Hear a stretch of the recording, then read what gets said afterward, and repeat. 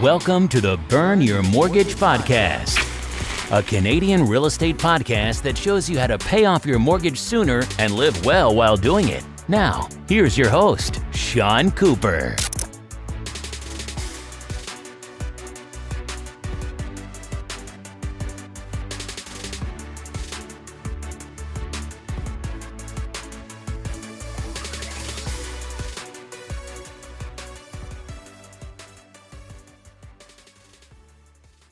Welcome to the Burn Your Mortgage Podcast.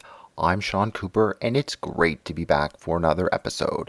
On today's show, I'll be talking to Keovongphet. Kay's episode is the latest in a series of podcast shows on women in real estate. In the coming weeks, I'll be interviewing successful female real estate investors to help encourage and inspire more women to get into real estate. Kay is the owner of Wise Penny Saver. Learning how to save money and make more money changed Kay's life. It allowed her to pay off a $260,000 mortgage in 3 years, start her home business, and put her on the path to financial independence. In my interview with Kay, we discuss investing in real estate as a single woman, the important role of real estate mentors, and living a minimalist lifestyle. Without further ado, here's my interview with Kay. Hi, Kay. How are you doing today? Hi, Sean. I'm doing great. How are you? I'm doing great as well. Looking forward to chatting today about real estate. Me too. Awesome. Well, let's get started. Can you tell us what it's like investing in real estate as a single woman? I absolutely love real estate. I think it is a great vehicle to build wealth. And as a woman, I'm really excited to be in this industry as an investor because not very many women are in this industry. And I started after graduating college several years ago. Back in 2004, not very many women, I wouldn't see very many women at meetups or buying real estate. And in the last couple of years, a lot more women have joined the industry. So I love working with other women in this industry. And I think one of the key successes that I've had as a single woman is to continue to learn from others and find great mentors, because real estate is, like I said, one of my favorite tools to use to leverage and build wealth. Yeah, and you said a couple interesting things about having a mentor. How are you able to find your mentor, and how has your mentor helped you in your real estate journey? All of my mentors have just come naturally. Either I would just click with somebody at a meetup, or if I look them up on LinkedIn and I see their profile and I'm just naturally chatting with somebody, I normally just build a relationship. And then once that relationship is built and we have a good connection and we talk about real estate, and I then further ask if they could be my mentor. And at that point, we've talked about real estate, met up so many times, we've gotten to know each other. It just kind of naturally progresses into that mentorship, and then we meet for one-on-ones. And I would say those have been so valuable to me because I run numbers through them, and a lot of times they say no, and sometimes I think it's a great deal and they say no. So it's nice to have that second set of eyes to look at real estate deals. And they've been through, I typically select mentors who've been, through the process and have a lot of real estate themselves. So they are just a big wealth of knowledge that I get to learn from. So that's how I've been able to get mentors. There are other ways to do and find mentors, but for me, I like the more natural approach. And you mentioned something else interesting as well, the fact that more women are getting into real estate. Perhaps you could tell me about what the challenges women face when investing in real estate, and perhaps what has encouraged more women to get into real estate today as opposed to perhaps 5, 10 years ago? Yeah, I think for me personally, I get stuck in analysis paralysis. Even though my family has rental properties and I've helped manage those rental properties, I still get scared about the financing. I still get scared about the tenants and having to deal with them. I still get scared of maintenance. So I think part of it naturally is like men see a lot, just like in construction, there's a lot more men who probably thrive in that sort of situation. But for me, I've had to overcome a lot of that and just through practice really scaled my portfolio. So I think now more women are getting into it. And I have a friend of mine, and she has been in real estate for, I don't know, maybe over 30 or 40 years. And when she started, there was even fewer women in the industry. So I think it's just now become more popular and mainstream, and there's a lot more podcasts and things over the internet that there's more information that people can research and have more confidence and be more comfortable about investing just in general because of the internet and social media and podcasts. No, that's great to hear that more women are getting into the real estate industry. And that's why I'm doing a series of blogcasts called Women in Real Estate with successful women investors such as yourself. So hopefully in 5 or 10 years from now, we have even more women investing in real estate. Certainly, I think real estate's a good way to build wealth, whether you're a guy or a girl. Right, absolutely. Can you tell us, why did you choose to invest in real estate, and what's your long-term strategy? Yeah, that's a great question. I'll share a story about my very first property. I came out of college in '04, and right away I wanted to purchase my own place and have my own place. And at that time, a college kid who just started working, I didn't have very much money. And I was able to secure do a zero down and get into the condo that I wanted for pretty much zero down, except for some fees. Fast forward 10 years later, I've had that condo, I've rented it out, I've made money, monthly income on it, and then after selling it, I made over $100,000 on the condo. Wow. So yeah, if you just think about that. I mean, college kid or a kid that just came out of college, didn't have any money. I bought this condo because I wanted a place of my own and kept it, rented it out, and sold it in 10 years. And now, and I didn't have to have too much maintenance on it, but there's still some upkeep. But where can you get that kind of money? And for me, it was my very first transaction, and I was blown away by it. And so from there, that's how I just started building my portfolio, because I knew with real estate that those sort of possibilities, could come true, and it did come true for me. So that's why I've built my portfolio of real estate, and that's why I really like real estate, is because you really get to leverage, especially in an appreciating market. You sell a piece of property, you can make quite a bit of money. And understand that you also have invested in multifamily units. Can you tell us a bit about that and your success there?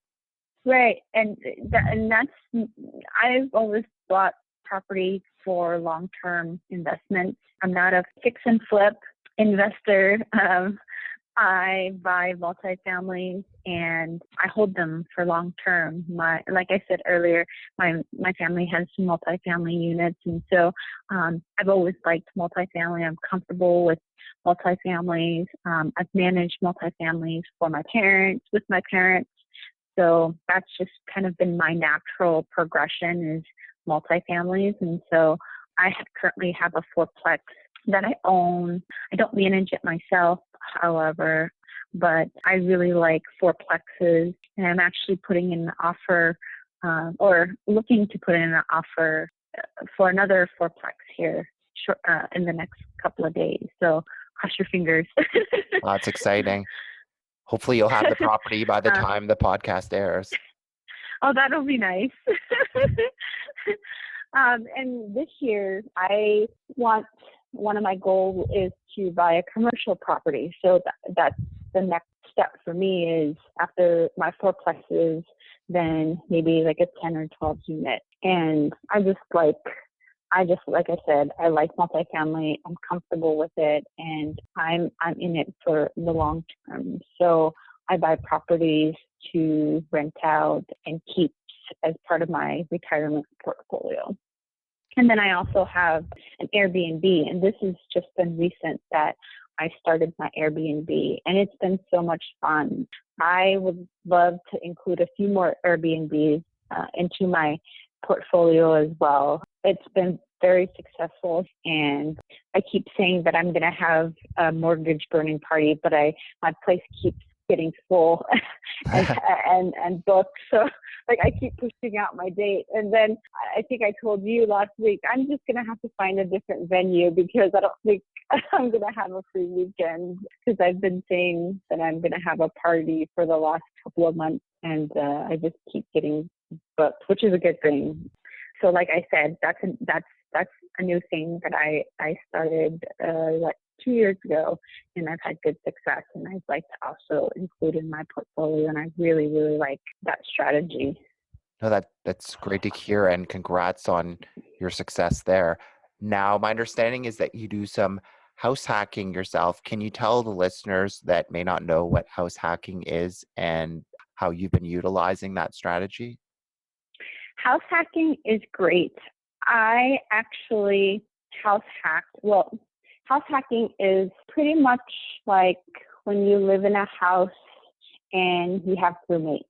That's what I did to help me pay off my mortgage in 3 years.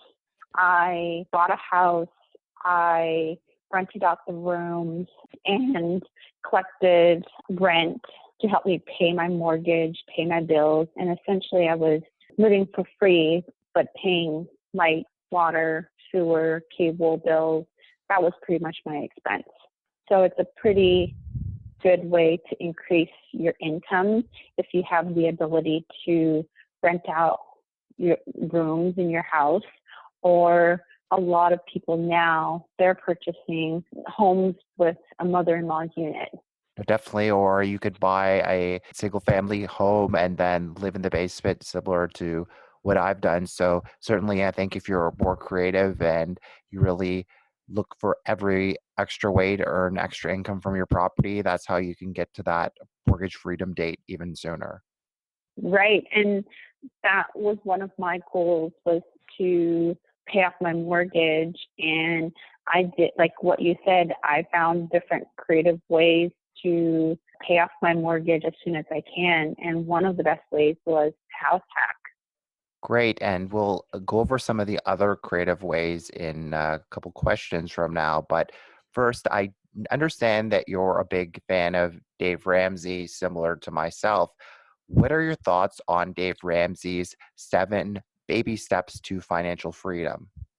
I think Dave Ramsey baby steps are spot on. I really like the way that he's able to put together these simple steps, because I was already doing these steps that he has laid out. So he's all about paying off debt and being debt free.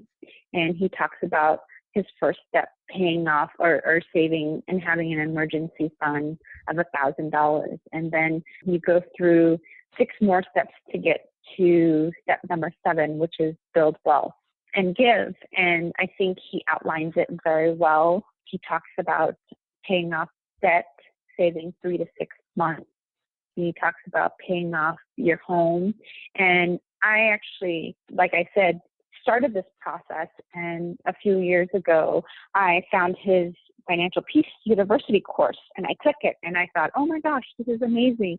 He has it written down, organized in 7 simple steps, and it's easy to follow. So I really like his method.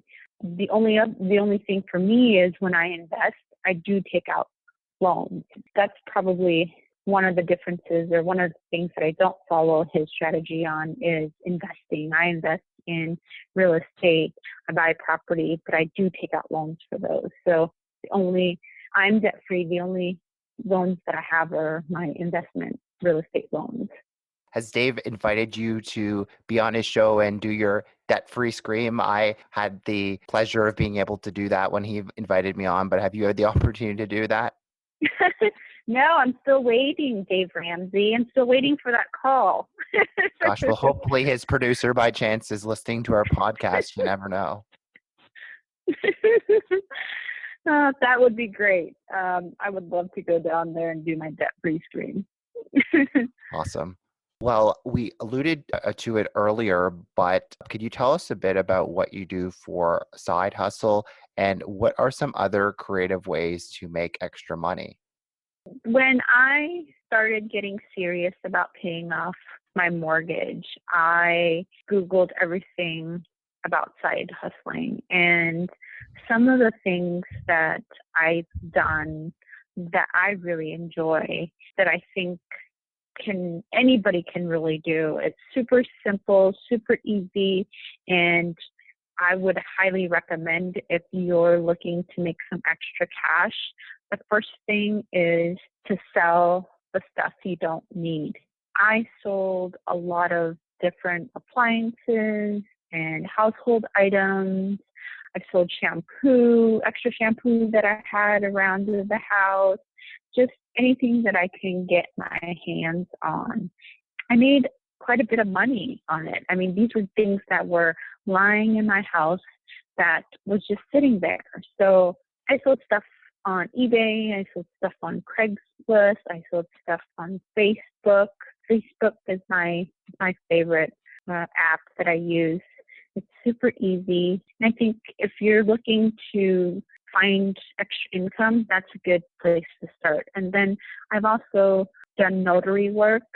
I'm a notary. I can do signings. And then I've also started a blog. It's been super exciting because there's so much that is out there on the internet. I mean, anything is really possible. And as long as you stick to it, with some of the money that I received in 1 month, I was even blown away by how much I made. I mean, it all just adds up.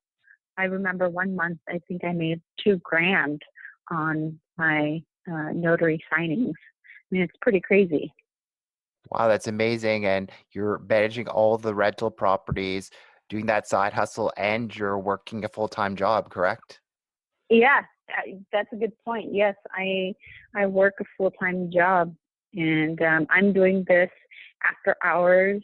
I'm doing this on the weekends. And like I said, from one side hustle, I made $2,000. The most that I made with my notary has been so far $2,000 in 1 month. I guess it's that thought of financial freedom that really motivates you to work that hard, correct? It absolutely. It's having the freedom to be able to travel and do what I want to do and spend time with my family. That's all really important to me. That's why goal setting I find it so powerful, and it's great to hear that you've been able to use it to your benefit as well.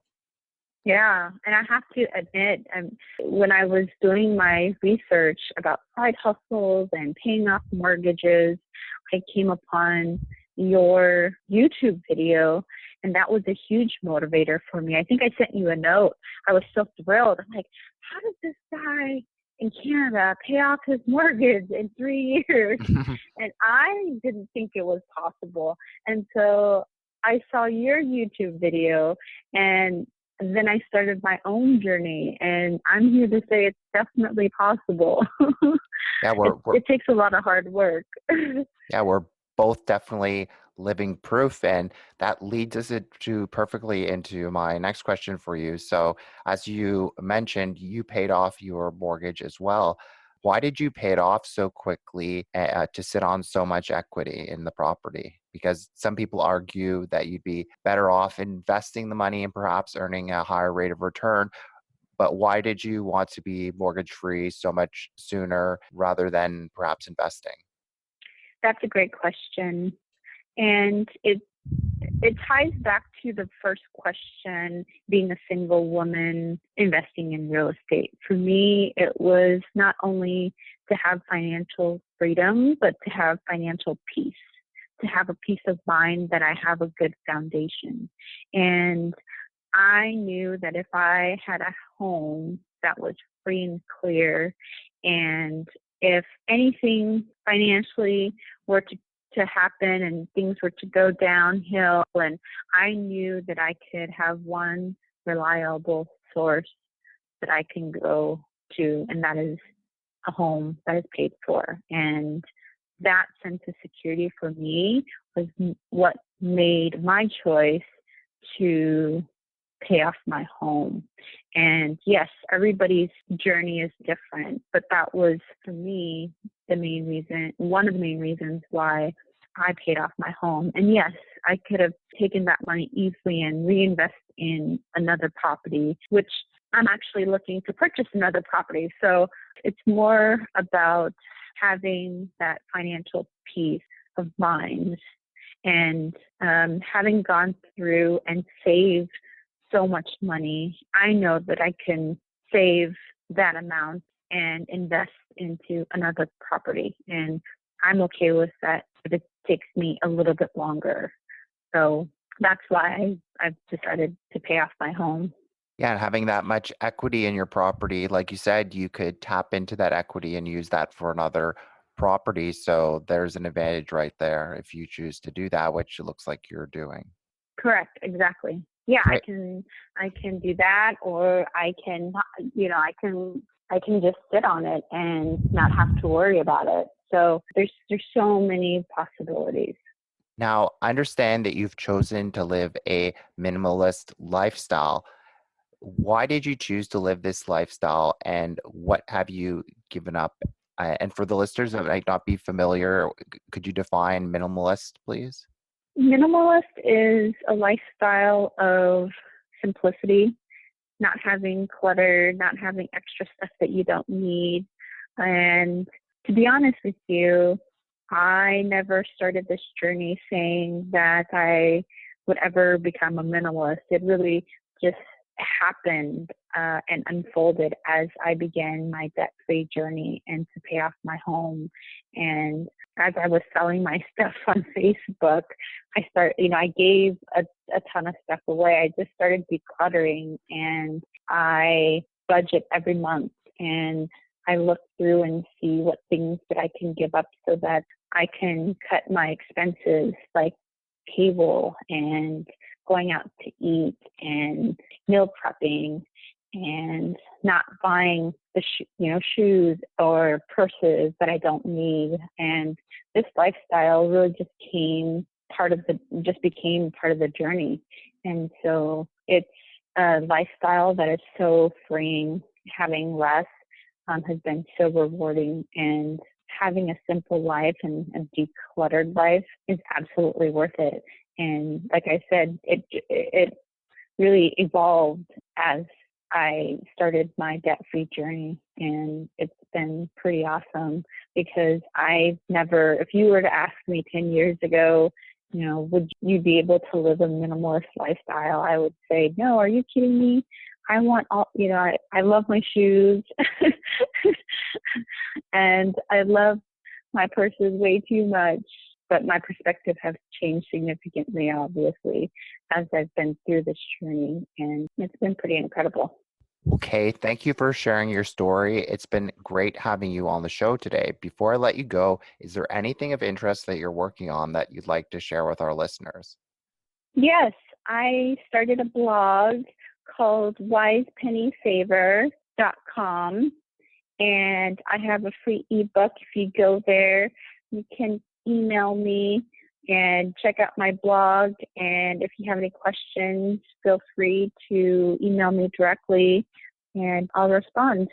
Awesome. Well, great. Thanks again for being on the show. It was wonderful to have you. Thank you. Thanks for listening to another episode of the Burn Your Mortgage podcast. Besides being a podcast host, I'm also an independent mortgage broker.